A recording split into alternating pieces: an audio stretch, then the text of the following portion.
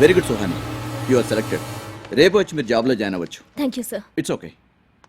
యన్మూలే సర్వతీర్థాని యన్మధ్యే సర్వదేవత. నాన్న, నాకు ప్రజ్ఞా బిజినెస్ కన్సల్టెన్సీలో జాబ్ వచ్చింది, వచ్చి జాయిన్ అవ్వమన్నారు.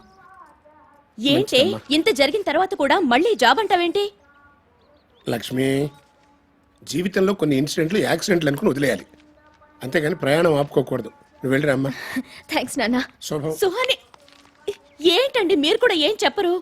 ఇదిగో, పిల్లలకి నడక నేర్పేంత వరకే తల్లిదండ్రుల బాధ్యత. ఆ తర్వాత వాళ్ళ నడకని వాళ్ళ నడవనివ్వాలి, వాళ్ళని ఎదగనివ్వాలి. చూస్తున్నావుగా కొన్ని రోజులుగా అది ఎంత డల్గా ఉంటుందో.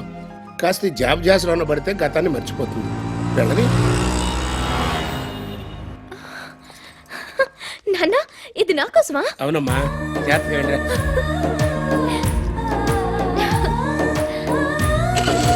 వెళ్ళొస్తానమ్మా. వెళ్ళినప్పుడు గుళ్ళ పూజించుకుని వెళ్ళు. అలాగే నా తల్లే.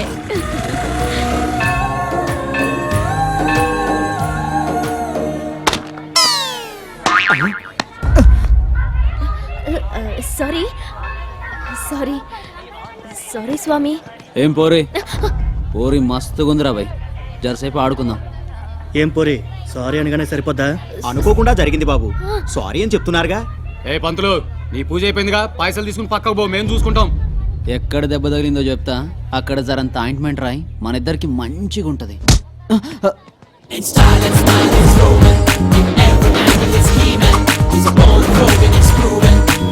అగ్గిపెట్టుందా? లేదురా భయ్.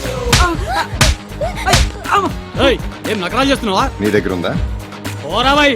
ఉందా లేదా? లేదు. శివ శివ, వాళ్ళ గొడవ ఏదో వాళ్ళు పడతారు, నువ్వు ఇక్కడి నుంచి వెళ్ళిపోమ్మా. రెడీలో ఉన్నాడు.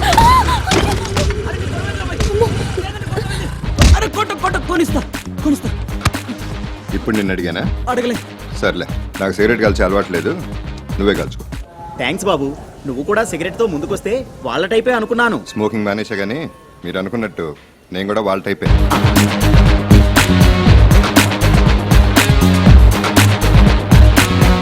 నచ్చానే అయిపోయావే.